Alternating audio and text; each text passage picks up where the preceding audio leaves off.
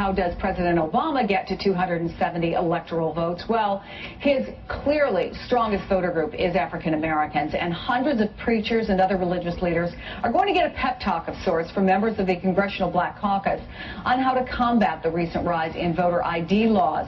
I'm joined now by the chairman of the Congressional Black Caucus, Congressman Emanuel Cleaver, Democrat from Missouri, who is also an ordained minister. Congressman, it's good to see you. Good morning. Good to be with you. So you've got this big summit tomorrow. Essentially, what is your message to several hundred clergy members, I understand, who will be there?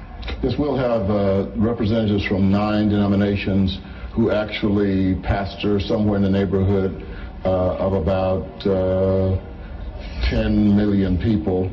And we're going to, first of all, equip them with the information they need to know about what they can say and what they cannot say in the church that would violate their 501c3 status with the IRS. In fact, we're going to have the IRS administrator there. We're going to have the Attorney General, Eric Holder, there.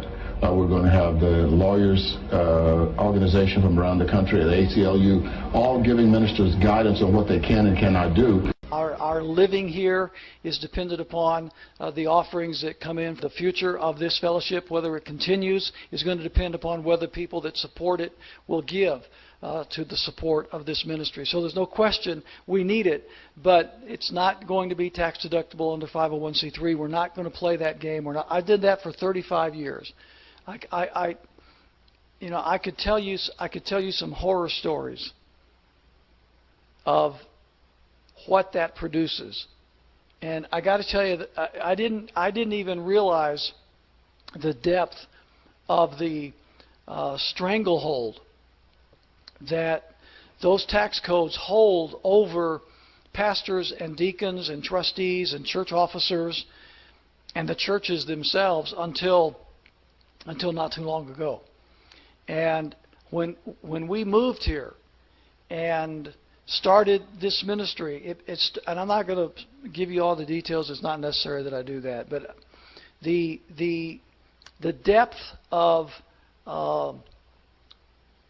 intimidation and evil that is held over the necks and the heads of churches relative to the 501c3 tax exempt status cannot be overstated. It's worse than you think it is, and it's worse than I thought it was. I'm just here to tell you by living testimonial that it is worse than you can possibly imagine. And so when you think about these churches, and why are they refusing to speak out? Why are they not taking a stand? Why are they not standing up in the pulpits and telling their people about the Sheriff's First Bill? Why are they not talking about the freedom issues, the constitutional issues of our state and of our community? It's because of that 501c3 tax-exempt status that's held over their head by the Internal Revenue Service. That was put in place back in the 1950s by a Texas senator who then became later president of the United States by the name of Lyndon Baines Johnson. That's who we owe this 501c3 monstrosity to. Is to Lyndon Johnson, and his goal was to silence the pulpits and to keep them out of politics. And you know what? He succeeded. He succeeded.